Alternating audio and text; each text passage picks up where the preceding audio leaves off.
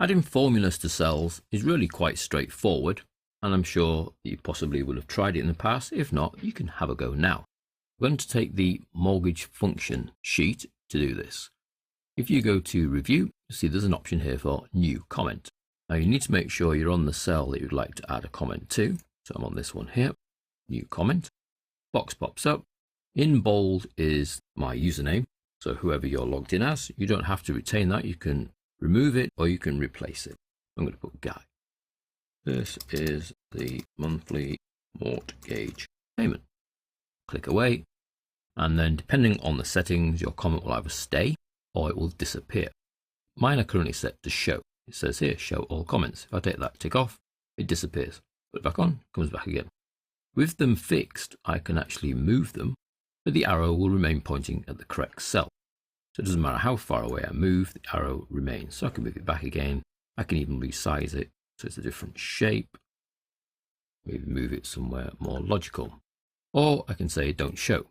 However, even when you're not showing the comments, you still get a little red triangle in the top right hand corner to indicate that there is a comment on that cell. And if I hover, the comment then appears as a pop-up. So I can choose to have them fixed at all times, so that's show all comments, not fixed but visible via the red little triangle, in which case I hover and they pop. Now that's fine and it works great and I can add as many comments as I like. At times you may wish to add a comment to a formula but not have some kind of indicator on the screen, whether that be a little box because you're showing them all or even a red little triangle. Now we can do that cleverly. Let's delete the comment that's there by clicking on the cell and choosing delete. Now that comment has gone, but I still want to add a comment to this cell for either myself in the future or someone else who's using the formula. I simply do that by clicking into the cell. The formula remains the same, there's nothing going to change with that, but then I add on the end of it a little note, which is the n function, n, open brackets. It actually converts text to numbers and numbers to text, but if I just put a comment in speech marks, it will just keep that comment within the cell.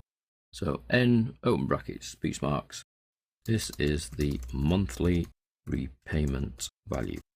So using this clever little option of an n, you can hide comments within formulas because it's not displayed here in the cell. The only way to know it's there is by looking in the formula bar at the top here.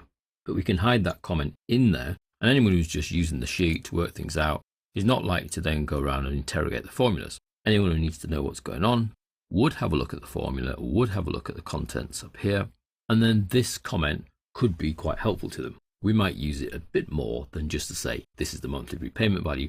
We might use it to actually explain each of the three components. Why are we dividing by 12? Because we want a monthly interest rate, not the annual interest rate. Why are we multiplying by 12 on the B4? Because we need to turn the number of years into number of months.